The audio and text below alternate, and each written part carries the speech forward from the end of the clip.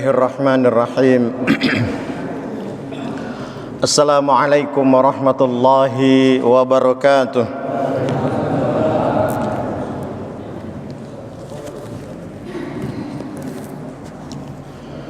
Alhamdulillahilladzi bi ni'matihi tatimmus shalihat. Walhamdulillahi hamdan katsiran thayyiban mubarakan fihi kama yuhibbu rabbuna wa yardah. Ashhadu an la ilaha illallah wahdahu la syarikalah wa ashhadu anna Muhammadan abduhu wa rasuluh. Ya ayyuhalladzina amanu taqullaha haqqa tuqatih wa la tamutunna illa wa antum muslimun. Allahumma salli wa sallim wa barik ala Muhammad wa ala alihi wa ashabihi wa man tabi'ahum bi ihsanin ila yaumiddin. Masyarul muslimin, bapak-bapak, ibu-ibu, jamaah salat subuh, yang semoga kita semua senantiasa dirahmati, dicintai, dikasihi dan diridhai oleh Allah Subhanahu wa taala. Alhamdulillah, di kesempatan yang penuh dengan keberkahan ini kembali kita mengucap syukur kepada Allah atas nikmat yang telah dilimpah curahkan pada kita semuanya. Nikmat yang begitu banyak, nikmat yang luar biasa, sehingga di subuh hari ini Allah takdirkan kita kembali bertemu di majelis ini dalam keadaan sehat walafiat, untuk melanjutkan upaya kita, ikhtiar kita dalam memahami, mentadabburi kitab Allah Subhanahu wa taala dan hadits-hadits Rasulnya yang mulia sallallahu alaihi wasallam, agar kita bisa mengambil manfaat yang ada di dalamnya berupa perkara-perkara din atau agama yang seharusnya kita fahami sebagai seorang muslim. Kemudian setelah itu kita berusaha untuk menjalankan, menegakkan, mengamalkan di dalam kehidupan kita sehari-hari. Alhamdulillah, kita bersyukur bahwa begitu banyak kesibukan-kesibukan kita dalam kehidupan di dunia ini, tapi Allah masih memberikan kesempatan kepada kita untuk mentadabburi kitabnya, mempelajari hadits-hadits Rasulnya, dan memahami ajaran agamanya dengan baik dan benar.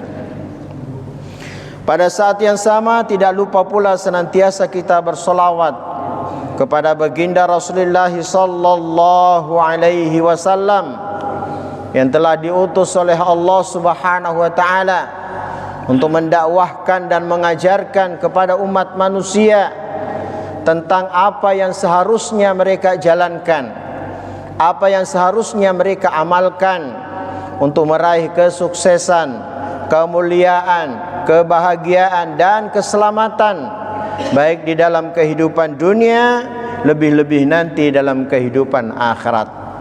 Kita melihat bahwa Rasulullah telah berjuang dengan segenap apa yang beliau miliki, waktunya, tenaganya, fikirannya, ilmunya, hartanya, beliau korbankan untuk mengajarkan kepada umat manusia jalan keselamatan. Kemudian setelah wafatnya beliau, perjuangan beliau dilanjutkan oleh para sahabat ridwanullahu ta'ala anhum ajma'in, dilanjutkan oleh para tabi'in dan tabi'ut tabi'in, dilanjutkan oleh para ulama yang mewarisi ilmu yang diberikan atau diajarkan oleh Rasulullah dari generasi ke generasi kurang lebih 1500 tahun yang lalu, ya, atau 1450 tahun yang lalu. Rasulullah telah berdakwah, alhamdulillah, sampai detik ini ajaran Islam masih eksis, ya. Jutaan manusia memahami dan mengakui tentang ajaran Islam. Mereka bersyahadat, asyhadu an la ilaha illallah wa asyhadu anna Muhammadar Rasulullah, menyatakan diri sebagai muslim, pengikutnya Nabi Muhammad sallallahu alaihi wasallam. Termasuk kita, alhamdulillah. Termasuk kita adalah pengikutnya Nabi Muhammad sallallahu alaihi wasallam. Kita telah mengikrarkan kalimat syahadat. Dan di majelis ini kita sudah pelajari tentang apa makna dari kalimat syahadat yang benar. Kemudian kita memahami dan pelajari syarat-syaratnya, rukun-rukunnya, konsekuensinya. Dan alhamdulillah untuk pertemuan kali ini kita akan masuk ke bab yang terakhir yang berkaitan dengan penjelasan tentang kalimat syahadat, yaitu tentang syarat-syarat atau konsekuensi dari kalimat syahadat Muhammadar Rasulullah.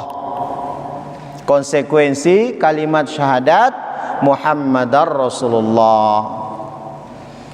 Dan ini yang terakhir. Makanya di modul yang panjenengan pegang itu di bab yang terakhir atau di tulisan yang terakhir.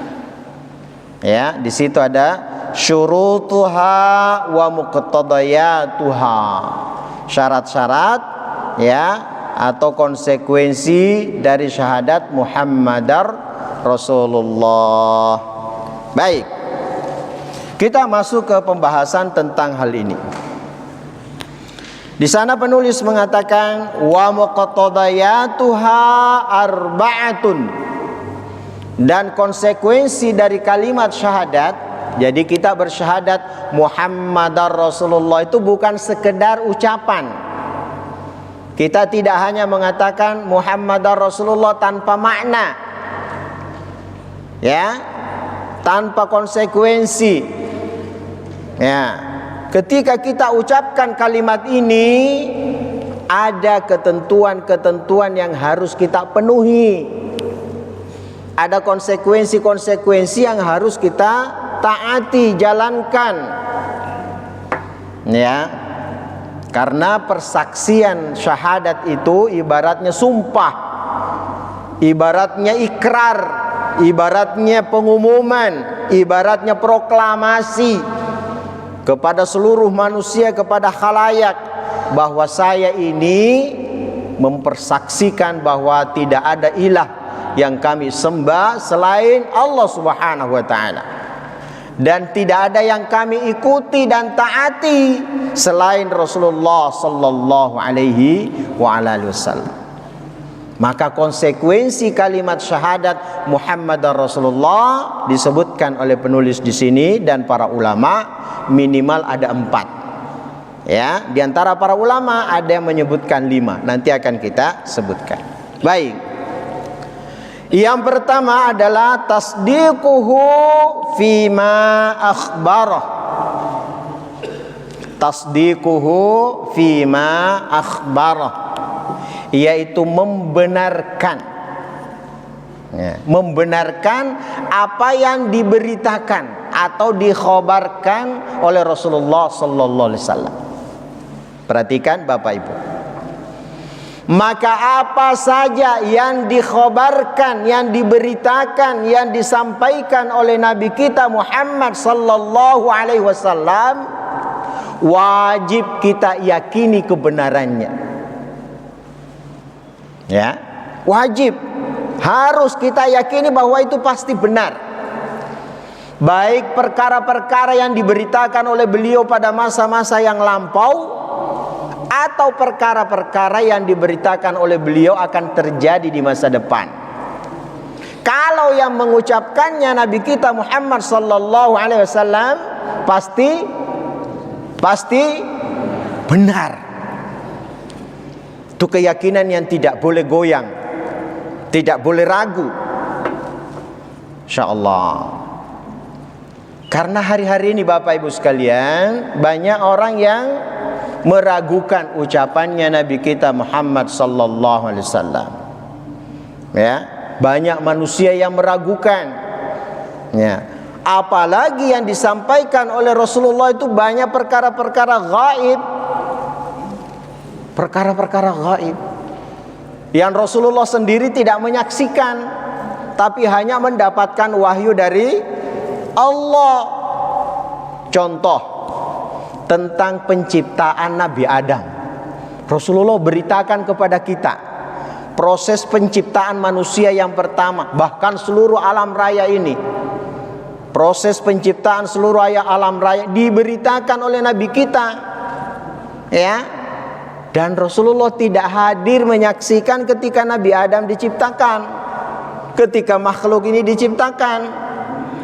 Tapi dia mendapatkan wahyu dari Allah tentang bagaimana alam raya ini dan manusia diciptakan, yaitu Nabi Adam. Rasulullah tidak lahir atau tidak hadir ketika terjadi peristiwa-peristiwa para nabi sebelumnya. Tapi Rasulullah kabarkan kepada kita bagaimana kaumnya Nabi Nuh mendapatkan azab dengan banjir, bagaimana kaumnya Nabi Hud yaitu kaum Ad mendapatkan azab diterbangkan, bagaimana kaumnya Nabi Salih ya yaitu kaum Tsamud, bagaimana kaumnya Nabi Syuaib, kaumnya Nabi Musa, dan seterusnya. Rasulullah kabarkan kepada kita. Pertanyaannya, apakah Rasulullah hadir pada saat peristiwa itu terjadi? Tidak hadir. Lah kok Rasulullah bisa ceritakan secara rinci kepada kita? Karena mendapat wahyu dari Allah. Dan begitu banyak kisah-kisah yang kita dapatkan di dalam Al-Quran. Maka apapun yang Rasulullah kabarkan kepada kita, beritakan kepada kita, kita yakini pasti benar. Bukan dongengan, bukan cerita-cerita omong kosong, bukan. Pasti benar. Peristiwa itu pasti terjadi. Karena yang memberitahukan kepada Rasulullah adalah Allah Subhanahu wa ta'ala, Rabbul Alamin, yang maha mengetahui. Itu yang pertama. Kemudian Rasulullah juga memberitakan tentang peristiwa-peristiwa yang akan datang, yang belum terjadi, bahwa nanti alam ini akan hancur. Kita semua akan mengalami yang namanya hari kiamat, baik yang masih hidup pada saat terjadinya hari kiamat maupun yang sudah mati, yang sudah di alam kubur. Akan dihancurkan seluruh alam raya ini, kemudian nanti manusia akan dibangkitkan kembali. Ini perkara gaib. Rasulullah belum tahu, belum pernah lihat, insyaallah. Tapi karena Allah memberitahukan kepada Rasulullah melalui wahyu, dan Rasulullah ajarkan kepada kita bahwa suatu saat alam raya ini akan hancur ketika terjadi hari kiamat. Rasulullah beritakan bahwa kita ketika mati bukan tidur nyenyak di bawah tanah, tapi kita akan masuk ke alam yang lain, namanya alam barzakh atau alam kubur. Rasulullah beritakan kepada kita bahwa ketika nanti dibangkitkan, kita akan dikumpulkan di suatu tempat namanya padang mahsyar. Di sana nanti semua amal kita akan dihitung, ya. Semua amal kita akan ditimbang dan seterusnya. Kemudian sebagian di antara manusia akan mendapatkan kebahagiaan, dimasukkan ke dalam neraka, dan sebagian di antara manusia akan mendapatkan kemurkaan, penderitaan, kesengsaraan dengan dimasukkan ke dalam surga. Rasulullah belum pernah ke sana, tapi Rasulullah diberitahu oleh Allah Subhanahu wa ta'ala. Maka semua perkara-perkara yang diberitakan Rasulullah, kita wajib meyakini kebenarannya. Tidak ada satupun kedustaan. Karena Rasulullah manusia yang paling jujur, paling dipercaya, dan tidak pernah berdusta. Jenengan ingat peristiwa Isra Mi'raj. Suatu saat Rasulullah sallallahu alaihi wasallam memanggil seluruh kaum Quraisy. Wahai kaum Quraisy, wahai Bani Abdul Muttalib, semua dikumpulkan di atas sebuah bukit. Datang mereka berbondong-bondong, termasuk Abu Jahal, Abu Lahab. Ya, kemudian Rasulullah menyatakan pada mereka setelah kumpul, Kalau saya beritakan bahwa di balik bukit ini ada suatu pasukan yang akan menyerang kalian, apakah kalian percaya? Kira-kira apa jawabannya orang Quraisy? Percaya. Kenapa kok mereka percaya? Karena Rasulullah tidak pernah berdusta selama ini, tidak pernah berbohong selama ini. Maka apapun yang diberitakan oleh Rasulullah sallallahu alaihi wasallam pasti benar. Bahkan termasuk orang-orang Quraisy pun yang menolak dakwahnya Rasulullah pun mengatakan percaya. Nah, namun ketika Rasulullah sallallahu alaihi wasallam mulai menceritakan bahwa tadi malam saya diperjalankan oleh Allah dari Masjidil Haram ke Masjidil Aqsa, kemudian saya diangkat, dinaikkan ke Sidratul Muntaha, maka Abu Lahab percaya apa tidak? Tidak percaya. Kenapa tidak percaya? Karena yang bermain adalah akalnya. Gak mungkin, masa ada manusia bisa dari Masjidil Haram ke Masjidil Aqsa dalam satu malam, apalagi diangkat ke langit? Tidak mungkin. Dia tidak melihat siapa yang melakukan itu, siapa yang memperjalankan Rasulullah. Ya, kalau kita menanyakan akal, ya nggak mungkin seseorang itu manusia yang memiliki serba keterbatasan bisa melakukan itu. Tapi dalam hal ini Rasulullah diperjalankan oleh Allah Subhanahu wa taala Rabbul Alamin, yang maha perkasa, yang maha kuat, yang maha segala-galanya. Maka kalau kita sampai pada tahap itu, kita pasti yakin benar sebagaimana jawabannya Abu Bakar radhiyallahu taala anhu ketika datang seorang yang memberitahukan kepadanya, wahai Abu Bakar, temanmu ini sudah gila, sudah hilang akal. Masa dia katakan dia diperjalankan dari Masjidil Haram ke Masjidil Aqsa, dari Masjidil Aqsa ke langit ke-7? Apa jawabannya Abu Bakar? Kalau yang mengatakan itu adalah Muhammad, berarti benar, pasti benar. Kalau yang mengatakan seperti itu Muhammad, pasti benar. Yang pertama, maka dalam hal inilah salah satu di antara sebab kenapa ya sahabat yang mulia Abu Bakar diberi gelar As-Siddiq, karena beliau benarkan apapun yang telah ya diberitahukan dan diberitakan oleh Rasulullah sallallahu alaihi wasallam. Maka kita pun demikian, saudara-saudaraku yang rahmati oleh Allah Subhanahu wa taala. Tidak boleh ada sedikit pun keraguan. Apapun yang datang dari Nabi kita Muhammad sallallahu alaihi wasallam, ketika terjadi sesuatu atau terdapat sesuatu di dalam agama ini, tapi itu hak, benar dengan riwayat yang sahih datang dari Rasulullah, maka wajib kita imani. Salah satu di antaranya yang sering ditolak oleh orang-orang adalah, dan ini sering saya sampaikan, hadis tentang lalat yang jatuh ke bejana atau ke minuman. Ya, bagaimana caranya kalau ada lalat masuk ke dalam minuman? Dicelupkan sekalian.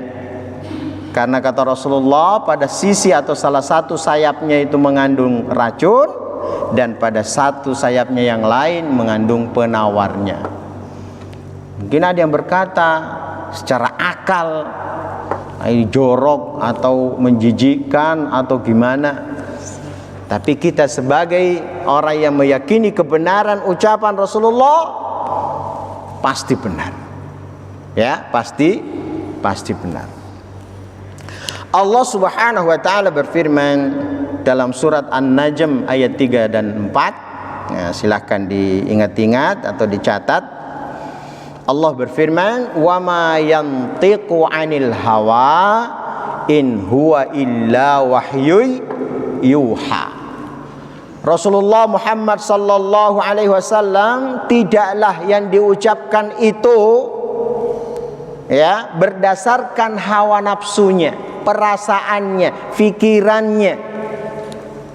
Jadi apa yang disampaikan oleh Rasulullah sallallahu alaihi wasallam khususnya yang terdapat di dalam Al-Qur'an dan hadis-hadisnya yang sahih bukan berdasarkan hawa nafsunya, tapi apa yang diwahyukan oleh Allah Subhanahu wa taala kepadanya. Ya. Itulah kenapa Rasulullah sallallahu alaihi wasallam ya senantiasa berkata, berucap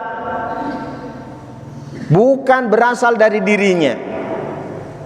Bukan apa yang menurut dia baik, tapi apa yang diperintahkan oleh Allah Subhanahu wa taala untuk diajarkan, disampaikan kepada umatnya. Ya, dan ini perkara penting Bapak Ibu sekalian. Yang kadang-kadang manusia ya, apalagi orang-orang yang tidak menerima dakwah Rasulullah sallallahu alaihi wasallam, mereka senantiasa menyandarkan pemahamannya terhadap ya akal semata-mata. Terhadap akal semata-mata. Kita tidak menafikan akal. Akal itu kebutuhan kita. Akal itu sangat penting, bagian terpenting bagi hidup kita. Tetapi menyandarkan kebenaran itu tidak boleh semata-mata akal, tetapi benar-benar bersandar kepada wahyu yang diturunkan oleh Allah. Ya, wa ma yantiqu 'anil hawa in huwa illa wahyu yuha. Rasulullah tidak berbicara menurut hawanya, perasaannya, pikirannya, keinginannya, kemauannya, tapi itu semata-mata wahyu yang diberikan atau yang diwahyukan Allah kepadanya. Ya. Seandainya agama ini berdasarkan pendapatnya, perasaannya, pikirannya Rasulullah, tentu Rasulullah sallallahu alaihi wasallam ya tidak pernah ditegur oleh Allah. Tapi kenyataannya Rasulullah kadangkala ditegur oleh Allah Subhanahu wa taala. Dan ini terjadi banyak hal. Nah, salah satu contohnya adalah dalam surat Abasa. Ya, Abasa. Ketika datang seorang yang buta bertanya tentang perkara din, perkara agama, Rasulullah sallallahu alaihi wasallam pada saat itu sedang menghadapi para pemuka Quraisy. Harapannya Rasulullah kalau dia dakwahi orang Quraisy, pemuka-pemukanya, pimpinan-pimpinannya, pentolan-pentolannya kemudian masuk Islam, maka pengikut-pengikutnya akan lebih mudah masuk Islam. Harapannya Rasulullah itu begitu. Ya, sehingga ketika datang orang buta tadi, beliau bukannya tidak mau, tapi ada skala prioritas dari dirinya. Rasulullah sallallahu alaihi wasallam menganggap saya memprioritaskan ini dulu. Tujuannya seperti itu tadi. Ternyata hal ini ya ditegur oleh Allah Subhanahu wa taala dalam surat Abasa. Kalau agama ini menurut perasaannya, pikirannya, pendapatnya Rasulullah, ya mungkin tidak turun surat Abasa, tidak ditegur oleh Allah, tidak diluruskan oleh Allah Subhanahu wa taala. Kemudian berikutnya dalam surat At-Taghabun, surat At-Taghabun ayat 8, Allah Subhanahu wa taala berfirman, "Fa'aminu billahi wa rasulihi wan nuril ladzi anzalna." Maka berimanlah kamu sekalian kepada Allah Subhanahu wa taala dan Rasulnya, dan kepada cahaya Al-Quran yang telah kami turunkan. Di sini ada perintah supaya kita itu beriman, ya, mempercayai apa saja yang Allah turunkan dalam Al-Quran, apa saja yang disampaikan dan diberitakan oleh Rasulullah sallallahu alaihi wasallam. Diperintahkan kita mengimani apa saja selama itu benar-benar datang dari Rasulullah sallallahu alaihi wasallam. dengan jalan yang sahih dalam hadits-haditsnya, ya, maka wajib kita imani, dan ayat-ayat yang lainnya yang semakna dengan itu. Kemudian yang kedua, konsekuensi dari kalimat Muhammadar Rasulullah adalah ta'atuhu fima amara. Ta'atuhu fima amara. Mentaati, menjalankan, melaksanakan apa-apa yang diperintahkan oleh Rasulullah sallallahu alaihi wasallam. Kita tidak hanya meyakini kebenaran apa yang diberitakan, tapi kita juga menjalankan apa yang diperintahkan oleh beliau sallallahu alaihi wasallam. Ya. Karena betapa banyak di antara manusia mengaku sebagai pengikutnya Rasulullah tapi tidak mengikuti Rasulullah sallallahu alaihi wasallam. Mengaku cinta kepada Rasulullah tapi tidak berusaha menjalankan apa-apa yang telah diajarkan oleh Rasulullah sallallahu alaihi wasallam. Dan ini banyak terjadi. Ini banyak terjadi. Ketika disampaikan pada mereka, ya, seorang wanita atau mbak atau bu, berdasarkan hadits Rasulullah sallallahu alaihi wasallam, wanita kalau sudah balik maka dia harus menutup aurat, dia harus memakai jilbab. Apa katanya? Jilbab itu bukan atau tidak relevan lagi. Jilbab itu kan budaya Arab. Tidak mau melaksanakan perintahnya Rasulullah. Ya, padahal itu jelas-jelas perintahnya di dalam Al-Qur'an dan dalam hadits-hadits Rasulullah sallallahu alaihi wasallam. Ya. Tidak berusaha untuk mentaati apa yang diperintahkan oleh Rasulullah sallallahu alaihi wasallam. Salah satu contohnya misalnya salat berjamaah bagi laki-laki. Salat berjamaah bagi laki-laki. Perintahnya jelas dalam Al-Qur'an. Maka hukum salat berjamaah itu para ulama, di antara para ulama minimal tiga hukum salat berjamaah di antara para ulama. Yang pertama adalah sunnah, dan sunnah ini namanya sunnah muakkadah, yang ditakkid, yang ditekankan, yang sangat ditekankan. Ini pendapatnya siapa? Pendapatnya Imam Asy-Syafi'i dan para Syafi'iyah. Ini hukumnya sunnah muakkad, sunnah yang ditakkid, sunnah yang sangat ditekankan. Ya, kenapa kok beliau mengambil pendapat bahwa sholat berjamaah itu sunnah? Karena kata beliau ada hadits Rasulullah bahwa sholat berjamaah lebih afdol daripada sholat sendirian 27 derajat. Ya, 27 derajat. Berarti kalau begitu sholat yang berjamaah lebih baik, lebih afdol. Tapi sholat sendirian juga boleh, cuman lebih afdol sholat berjamaah. Itu menurut Imam Asy-Syafi'i.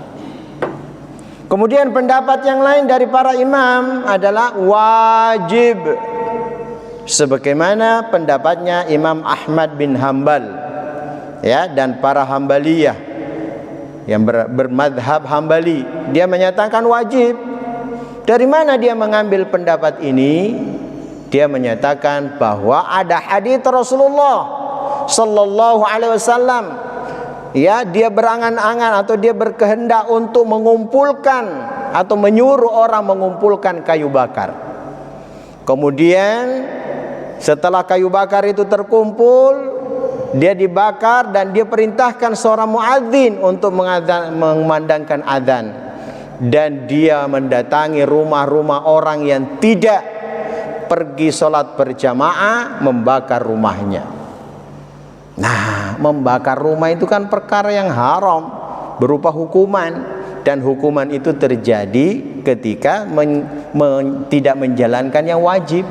Itu kata Imam Ahmad.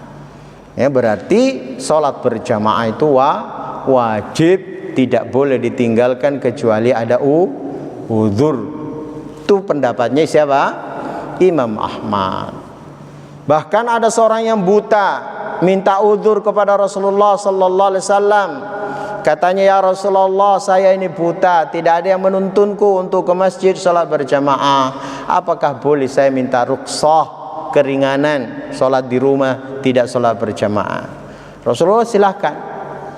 Tapi ketika dia berpaling, Rasulullah memanggil lagi yang buta tadi, apakah engkau mendengarkan adzan atau panggilan salat? Kata sahabat tadi, ya Rasulullah, aku mendengarkan adzan. Kalau begitu, ikutlah salat berjamaah. Sesungguhnya dia punya rukhsah, tetapi Rasulullah sallallahu alaihi wasallam tetap memerintahkan untuk melaksanakan salat berjamaah karena dia mendengarkan adzan. Nah, itu yang kedua. Jadi kata Imam Ahmad, dalam hal ini maka salat berjamaah itu wajib. Pendapat yang ketiga adalah pendapatnya Ibnu Hazm, orang ulama besar juga. Ibnu Hazm, ulama Zahiriyah, ia menyatakan bahwa salat berjamaah itu adalah syarat sahnya salat. Nah, ini lebih kencang lagi, syarat sahnya salat. Ya, artinya kalau tidak berjamaah tidak sah salatnya, tidak sah salatnya. Dia mengambil hadis Rasulullah sallallahu alaihi wasallam sebagaimana yang diriwayatkan dari sahabat yang mulia Ibnu Abbas radhiyallahu taala anhuma. Ya, Rasulullah pernah bersabda, ya, orang yang mendengarkan adzan, panggilan untuk salat, kemudian tidak tidak menjalankan atau tidak melaksanakan salat di masjid yang dikumandangkan adzan tersebut, maka tidak ada salat baginya, insyaallah. Nah, kita tidak mengatakan ini yang benar, ini yang salah, tapi minimal, ya, hukum salat berjamaah itu adalah sunnah muakkadah. Dan Imam Syafi'i yang menyatakan salat berjamaah itu sunnah muakkadah pun tidak pernah meninggalkan salat berjamaah. Baik yang mengatakan sunnah muakkadah, wajib, atau syarat sahnya salat, semuanya menjalankan salat berjamaah. Nah, ini yang penting. Nah, ini adalah perintah Rasulullah sallallahu alaihi wasallam yang diberitakan dalam hadis-hadis beliau. Allah Subhanahu wa taala berfirman dalam surat Al-Anfal ayat 20. Ya ayyuhalladzina amanu atii'ullaha wa rasulahu wa la tawallau anhu wa antum tasma'un. Wahai orang-orang yang beriman, taatlah kepada Allah dan Rasulnya, dan janganlah kamu berpaling daripadanya sedang kamu mendengarkan perintah-perintahnya. Ayatnya tegas, ayatnya jelas, perintah kita untuk mentaati Allah, mentaati Rasulullah sallallahu alaihi wasallam. Ya. Kemudian dalam ayat yang lain, surat An-Nisa ayat 80, Allah berfirman, "May yuti'ir rasula faqad ata'a Allah." Siapa yang mentaati Rasul, sungguh dia telah mentaati Allah. Masya Allah. Jadi Rasulullah sallallahu alaihi wasallam menjadi ukuran untuk ketaatan kepada Allah. Mentaati Rasul berarti mentaati Allah. Mendurhakai Rasul berarti mendurhakai Allah Subhanahu wa taala. Ini menunjukkan betapa pentingnya, betapa wajibnya kita sebagai seorang muslim untuk mentaati Rasulullah sallallahu alaihi wasallam. Kemudian yang ketiga tentang konsekuensi syahadat Muhammadar Rasulullah. Yang pertama tadi apa? Yang pertama adalah membenarkan tasdiquhu fima akhbarah, apa yang diberitakan oleh Rasul. Yang kedua, mentaati ta'atuhu fima amara. Dan yang ketiga adalah wajtinabu manaha anhu wazajar, meninggalkan, menjauhi apa-apa yang dilarang oleh Rasulullah sallallahu alaihi wasallam. Ya. Menjauhi apa saja yang dilarang oleh Rasulullah sebagai bentuk wujud tanda bahwa kita benar-benar mentaati Rasulullah, mencintai Rasulullah sallallahu alaihi wasallam. Ada orang yang mengaku cinta kepada Rasul, tapi dia tidak meninggalkan perkara-perkara yang dilarang oleh Rasul. Ustadz, saya sangat hobi, saya sangat suka katanya, tapi ini larangan Rasul, Pak. Ya gimana lagi katanya, tidak boleh. Kita harus berusaha, bersungguh-sungguh berusaha. Katanya cinta Rasul, tapi larangannya dilanggar. Nah gitu ya. Nah, dalam poin ketiga ini perkara penting juga, ya, perkara yang sangat penting. Dan larangan yang paling besar yang dilarang atau diharamkan dalam ajaran agama yang mulia ini yang diajarkan oleh Rasulullah adalah perkara syirik, kesyirikan. Tidak ada larangan dan keharaman yang lebih besar dari perkara syirik. Itulah sebabnya kita selalu berusaha untuk belajar tentang tauhid dan juga mengenal syirik, supaya tauhid kita tegakkan pada diri kita dan syirik kita tinggalkan atau kita jauhi. Masya Allah, perkara syirik ini Bapak Ibu sekalian, ya, wa may yusyrik billahi faqad harramallahu alaihil jannah wa ma'wahun nar wa ma lidh-dhalimin min ansar. Siapa yang melakukan kesyirikan kepada Allah Subhanahu wa taala, artinya siapa yang berbuat syirik, haram baginya surga, disiapkan baginya neraka, wajib baginya dimasukkan ke dalam neraka. Ya, wa malidz zalimin min ansar, dan tidak ada penolong bagi orang-orang yang zalim. Ya. La in asyrakta, pada ayat yang lain, apabila kamu berbuat syirik, layahbatanna amaluka, akan hapus amal-amal kalian. Walaupun dia sholat, walaupun dia puasa, walaupun dia banyak sedekah, walaupun dia telah menjalankan ibadah haji, berumrah setiap tahun, tapi kalau pada saat yang sama dia menjalankan praktek syirik, naudzubillah, hilang semua pahala amalnya. La haula wala quwata illa billah. Maka perkara ini perkara yang sangat besar. Begitu pula perkara-perkara yang diharamkan atau yang dilarang oleh Rasulullah SAW yang lainnya. Iya riba, iya zina, iya minum khamar, iya yang lain-lainnya. Ya, kita tidak boleh mengatakan, wah saya ini senang, hobi dan sebagainya. Kita cinta Rasul, kita taat kepada Rasul. Apapun yang diperintahkan kita jalankan, dan yang larang kita tinggalkan. Allah Subhanahu wa taala berfirman dalam surat Al-Hasyr ayat 7. Al-Hasyr ayat 7. Wa ma ataakumur rasulu fakhudhuhu wa ma nahakum anhu fantahu. Apa saja yang diberikan oleh Rasul, diperintahkan oleh Rasul, ambillah, laksanakanlah, jalankanlah, taatilah. Dan apa saja yang dilarang oleh Rasul, tinggalkanlah, jauhilah perkara tersebut. Ya, innallaha syadidul iqab, sesungguhnya Allah itu maha keras hukumannya.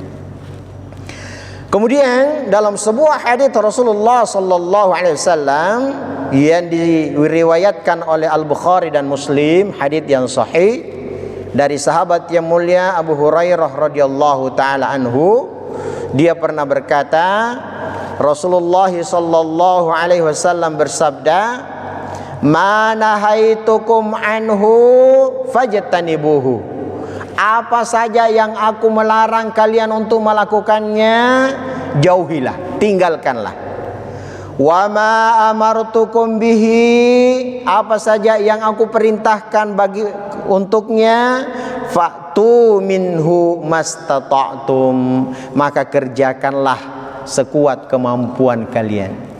Jadi yang dilarang kita tinggalkan, yang diperintahkan kita laksanakan, kita jalankan.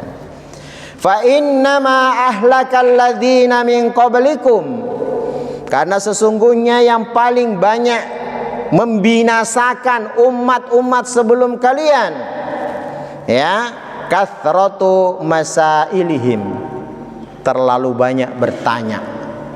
Ustadz, kalau begitu kita nggak boleh tanya-tanya dong. Bukan maksudnya. Mereka bertanya itu karena hendak menghindari syariat. Sudah dijelaskan syariat seperti ini, mereka tanya sehingga mereka dihukum, ya, dengan semakin berat dan semakin sulit syariat yang datang kepada mereka. Sebagaimana hukuman yang diberikan kepada Bani Israel ketika diperintahkan menyembelih seekor sapi, untuk sapi betina. Sekiranya ketika turun perintah, wahai Bani Israel, Allah memerintahkan kalian untuk menyembelih seekor sapi, langsung dikerjakan, ya sudah, gampang. Tapi karena dia tanya-tanya, gimana modelnya, gimana bentuknya, gimana warnanya, makin lama makin sulit.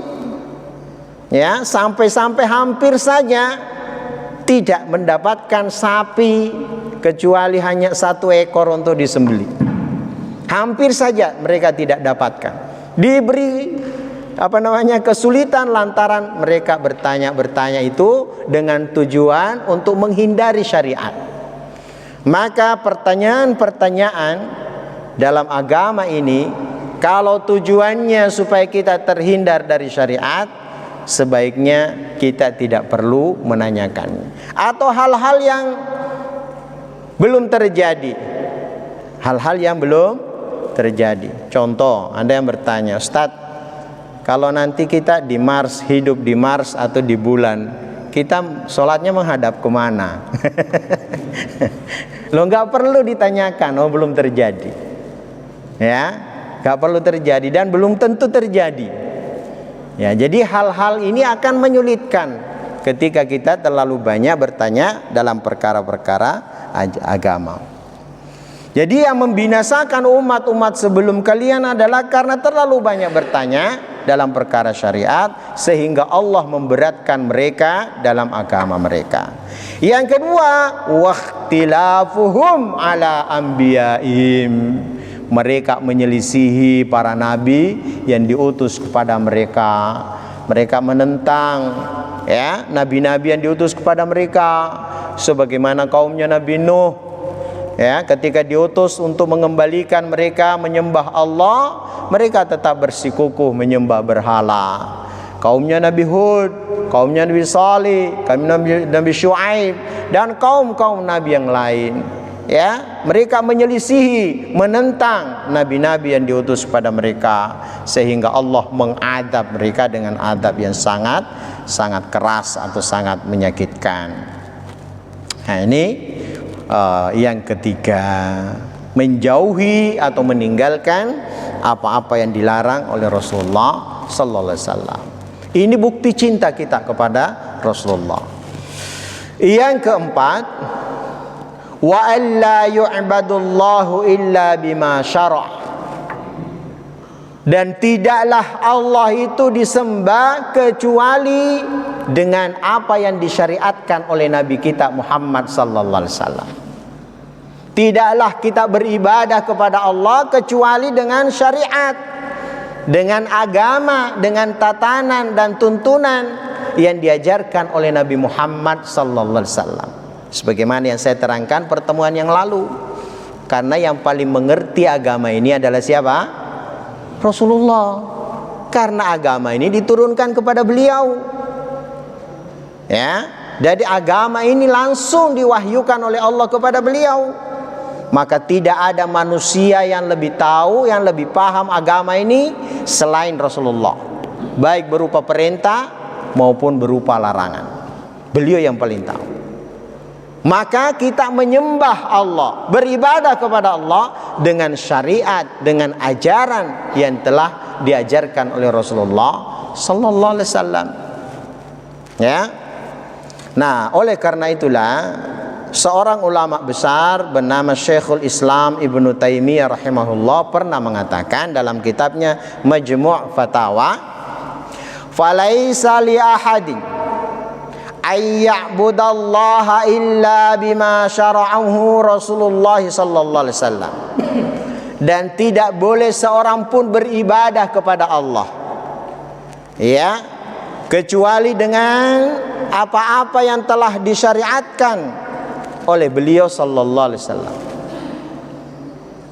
Saya ulangi, tidak boleh kita beribadah menyembah Allah kecuali dengan syariat yang telah disyariatkan oleh Rasulullah sallallahu alaihi wasallam. Min wajibin, dari perkara-perkara yang wajib, wa mustahabbin, dari perkara-perkara yang dicintai yaitu sunnah-sunnah. La ya'buduhu bil umuril mubtada'ah, dan tidaklah Allah itu disembah dengan perkara-perkara yang diada-adakan, yang tidak pernah dicontohkan oleh Rasulullah sallallahu alaihi wasallam. Hati-hati Bapak Ibu sekalian, ini perkara yang penting sekali. Kemudian seorang murid beliau yang bernama Ibnul Qayyim Al-Jauziyah. Jadi Ibnul Qayyim Al-Jauziyah rahimahullahu ta'ala ini muridnya Syekhul Islam Ibnu Taimiyah. Beliau pernah mengatakan dalam kitabnya I'lamul Muwaqqi'in, annahu, bahwa sesungguhnya la wajibun, tidak ada suatu kewajiban dalam syariat, dalam agama, illa ma aujabahullahu, kecuali apa yang telah diwajibkan oleh Allah, wala haramun, dan tidak ada suatu yang haram, illa ma harramahullahu, wala dinan illa ma syara'ahullahu, dan tidak ada suatu agama syariat kecuali apa yang disyariatkan oleh Allah, dan semua itu diajarkan oleh Nabi kita Muhammad sallallahu alaihi wasallam, bukan yang lain. Ya, yang mengajarkannya siapa? Nabi kita Muhammad sallallahu alaihi wasallam. Ya, ini perkataan seorang ulama muridnya Syekhul Islam Ibnu Taimiyah. Itulah sebabnya dalam hal ini disepakati sebuah kaidah yang sangat penting, kaidah fikih yang sangat penting. Ya, dan ini kaidah ini patut perlu menjadi pegangan kita seluruh kaum muslimin. Bahwa dalam perkara-perkara agama, perkara-perkara syariat, ya, itu tidak boleh kita lakukan kecuali ada perintahnya. Ya, al aslu fil ibadati, pada asalnya ibadah itu, ya, dalam ibadah itu at-tahrim, tidak boleh, atau al-mamnu', dilarang, atau al-butlan, batil, tidak diterima, illa yaqumad dalil ala amrih, kecuali ada perintahnya. Ini kaidah penting. Jadi yang namanya ibadah apapun bentuknya itu tidak boleh dilakukan kecuali ada perintahnya. Ini berkebalikan dengan urusan dunia. Berkebalikan dengan urusan dunia. Kaidahnya berbeda. Para ulama mengatakan al aslu fil asya'i wal muamalati. Pada asalnya segala sesuatu dalam perkara dunia dan muamalah, hubungan antar sesama manusia, al-ibahah, boleh, hatta yakumad dalil alat tahrim, sampai ada dalil yang mengharamkannya, yang melarangnya. Jadi untuk urusan dunia semuanya boleh, kecuali ada larangannya. Makanya dalam urusan dunia itu banyakkan yang haram apa yang halal. Saya ulangi, untuk urusan dunia banyakkan yang haram apa yang halal. Yang halal jauh lebih banyak. Yang halal jauh lebih banyak, yang haram itu sedikit. Ya makanan yang lebih banyak yang halal, minuman yang lebih banyak yang halal, pakaian apalagi, dan seterusnya urusan dunia. Maka perkara-perkara agama tidak boleh dikerjakan kecuali ada perintahnya. Perkara-perkara dunia tidak boleh, perkara-perkara dunia semuanya boleh kecuali ada larangannya. Sumbernya dari mana kaidah ini? Berangkat dari hadits yang sahih. Rasulullah sallallahu alaihi wasallam bersabda dalam hadits yang diriwayatkan oleh Al-Bukhari dan Muslim dari Ummul Mukminin Aisyah radhiyallahu taala anha. Rasulullah pernah bersabda, qala Rasulullah sallallahu alaihi wasallam, man ahdatsa fi amrina hadza ma laysa minhu fahuwa rad. Siapa yang membuat-buat atau menciptakan perkara-perkara baru fi amrina hadza, dalam urusanku ini. Hati-hati Bapak Ibu sekalian. Di sini kadang-kadang kita terjebak. Perkara baru yang dimaksud dalam hadits ini adalah fi amrina hadza, dalam urusanku ini. Urusan apa yang dibawa oleh Rasulullah? Urusan agama, urusan syariat, bukan urusan dunia. Maka yang dimaksud dalam perkara yang diada-adakan di sini adalah perkara agama, perkara syariat, perkara ibadah, perkara ketaatan kepada Allah Subhanahu wa taala. Maka kalau membuat perkara baru dalam agama kami ini, maka fahuwa rad, tertolak. Apa yang bukan darinya, ya, perkara baru yang bukan darinya, artinya tidak diajarkan oleh Rasulullah SAW. Nah, inilah yang disebut dengan apa? Disebut dengan bid'ah. Ustaz, jangan bicara bid'ah, itu perkara sensitif. Ya, saya ingin ingatkan Bapak Ibu sekalian, yang mengucapkan perkara bid'ah itu, kata-kata bid'ah itu siapa? Rasulullah. Bukan dibuat-buat oleh ulama, para sahabat itu bukan. Yang mengucapkan kata-kata bid'ah, syirik, Rasulullah. Yang salah itu kalau kita katakan kamu musyrik, kamu ahli bid'ah. Nah, itu tidak boleh. Ya, tidak boleh tunjuk hidung. Tapi menjelaskan tentang syirik, menjelaskan tentang bid'ah, ya, wajib, karena itu bagian dari agama. Ya, yang tidak boleh itu memvonis seseorang, kamu ahli bid'ah, kamu musyrik, kamu kafir, tidak boleh. Tidak boleh. Ya, kita hanya diperintahkan untuk menjelaskan syariat ini, mana-mana perkara tauhid, mana-mana perkara syirik, mana-mana perkara sunnah, mana-mana perkara bid'ah, dan seterusnya. Ya. Kemudian dalam lafaz yang lain yang diriwayatkan oleh Al-Bukhari juga dari Aisyah radhiyallahu taala anha, Rasulullah pernah bersabda, man amila amalan laisa alaihi amruna fahuwa rad. Siapa yang mengamalkan suatu amalan yang bukan dari perintah kami, dari syariat yang dibawa oleh Rasulullah, maka dia tertolak. Ya, artinya tidak diterima oleh Allah Subhanahu wa taala. Ya, dan ini perkara yang sangat penting menjadi pelajaran kita. Dalam sebuah hadits yang lain dari sahabat yang mulia Irbad bin Sariyah radhiyallahu taala anhu, jadi Rasulullah sallallahu alaihi wasallam pernah memberikan nasihat kepada para sahabat, nasihat yang sangat menyentuh hati. Ya, sangat menyentuh hati, menyebabkan air mata bercucuran, hati-hati tergetar. Salah satu di antara nasihat tersebut Rasulullah menyatakan, faman ya'ish minkum ba'di, barang siapa di antara kalian yang dipanjangkan umurnya dan masih hidup setelahku nanti, fasayara ikhtilafan katsira, maka kalian akan melihat perselisihan yang banyak. Siapa yang menyatakan ini? Rasulullah. Sebelum wafatnya Rasulullah sallallahu alaihi wasallam telah menyatakan ini, bahwa siapa nanti yang kalian dipanjangkan umurnya dan masih hidup setelah aku wafat, pasti kalian akan menemukan perselisihan yang banyak. Apa solusinya yang ditawarkan oleh Rasulullah?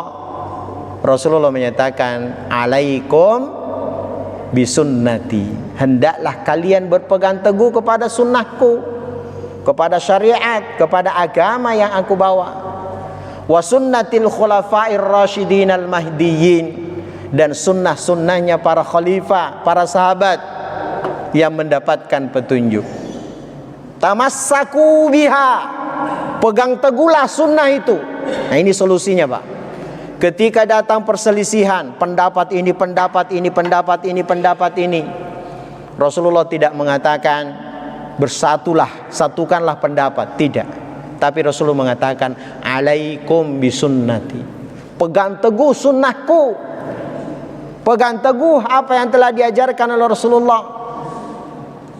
Wa sunnatil khulafair rasyidin, ya, tamassaku biha wa'addu 'alaiha bin nawajid, dan gigitlah dengan gigi gerahammu. Nah, gigi geraham itu karena gigi yang paling kuat itu gigi geraham. Kalau gigi yang depan ini gampang copot, Pak, gampang rompal. Tapi kalau gigi geraham itu sangat kuat. Disuruh gigit, dipegang teguh, digigit. Ibaratnya tali, ya, ketika kita hanyut di sungai ada tali, kemudian kita pegang keras kok melorot, gigit geraham. Ibaratnya seperti itu, ya, gigit dengan gigi geraham. Wa'addu 'alaiha bin nawaj. Nah, dalam hadis ini Rasulullah menyatakan, wa iyyakum wa muhdatsatil umur, dan jauhilah kalian perkara-perkara baru yang dibuat-buat dalam agama, dalam syariat. Fa inna kulla muhdatsatin bid'ah, karena perkara-perkara baru dalam agama itu adalah bid'ah. Wa kullu bid'atin dhalalah, dan setiap bid'ah itu adalah membawa kepada kesesatan. Wa kullu dhalalatin finnar, dan setiap kesesatan itu membawa pelakunya ke dalam neraka, diancam neraka. Maka kita cukupkan diri kita dengan apa yang diajarkan, yang dibawa, yang disyariatkan oleh Rasulullah sallallahu alaihi wa ala alihi wasallam. Maka apa yang kita jalankan, ibadah-ibadah yang kita laksanakan, mari kita lihat apakah ini benar-benar bersumber dari ajaran yang diajarkan oleh Rasulullah sallallahu alaihi wa ala alihi wasallam. Baik, saya kira ini 4 hal yang disampaikan oleh para ulama dan juga penulis dalam hal ini. Dalam kitab-kitab yang lain ada tambahan, namun saya kira saya cukup untuk kita pahami apa yang 4 ini. Pertemuan berikut kita akan masuk ke bab yang baru, yaitu tentang asyirk, yaitu perkara-perkara kesyirikan, ta'rifuhu wa aqsamuhu, pengertian dan pembagian-pembagian syirik. Perlu dipelajari supaya kita tidak terjatuh ke dalam perbuatan syirik, karena syirik ini perkara besar dalam ajaran agama kita yang bisa menghapuskan amalan-amalan kita. Waktunya habis, tidak ada didiskusikan ya.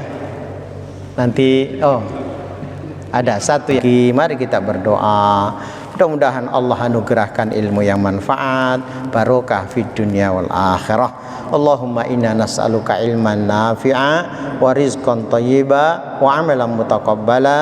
Allahumma inna na'udzubika min ilmin la yanfa' wa min qalbin la yakhsha wa min nafsin la tashba' wa min da'watin la yustajabu laha. Subhanakallahumma wa bihamdika asyhadu an la ilaha illa anta astaghfiruka wa atubu ilaik. Wassalamualaikum warahmatullahi wabarakatuh.